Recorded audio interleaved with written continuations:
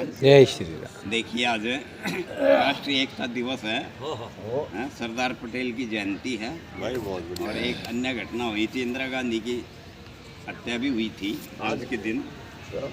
तो जो राष्ट्रीय एकता दिवस के रूप में मनाया जाता है अपना सरदार पटेल की जयंती।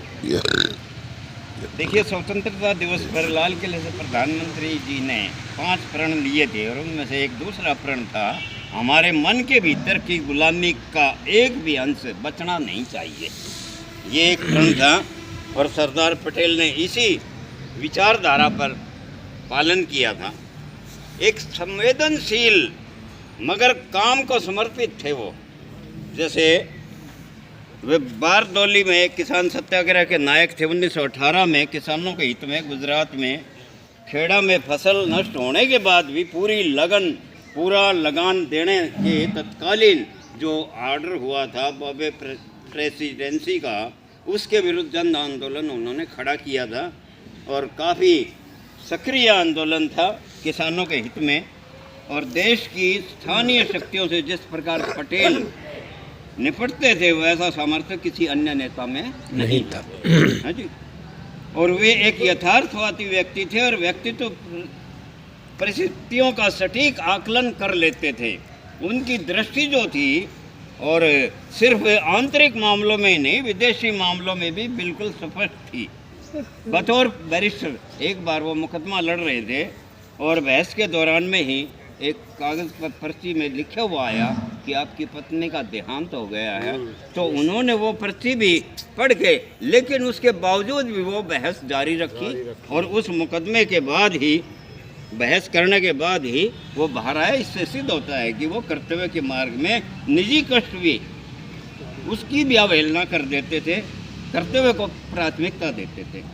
और एक जननायक के तौर पर स्वीकार्यता थी उनकी। 1931 में क्रांति का अधिवेशन हुआ कांग्रेस का, सबसे संवेदनशील समय था वो, क्योंकि उस समय गांधी जी को जेल से रिहा किया गया और कुछ दिन पहले ही भगत सिंह, राजगुरु, सुखदेव को फांसी हुई थी।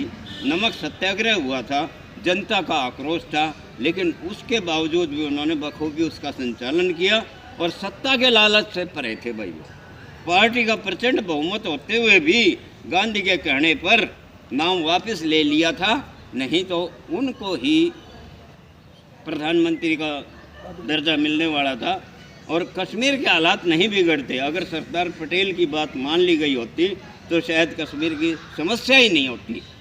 एक राष्ट्रवादी शक्तियों के समन्वयक थे, यानी कि राष्ट्रीय स्वयं सेवक संघ की सकारात्मक भूमिका के पक्षधर थे और संघ के साथ उनकी सहानुभूति भी थी और हिंदू समाज को वो संगठित और अनुशासित करने में आरएसएस का पूरा विश्वास था उनका कि पटेल राष्ट्रवादी शक्तियों के समन्वयक थे। इससे सिद्ध होता है।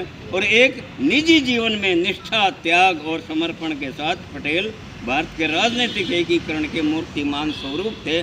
550 से अधिक रियासतों का उन्होंने एकीकरण किया, विलय किया और एक जो यूनिटी, स्टैचू ऑफ यूनिटी बना गुजरात में, वो एकात्मकता का प्रतीक है, प्रेरणा स्रोत बना।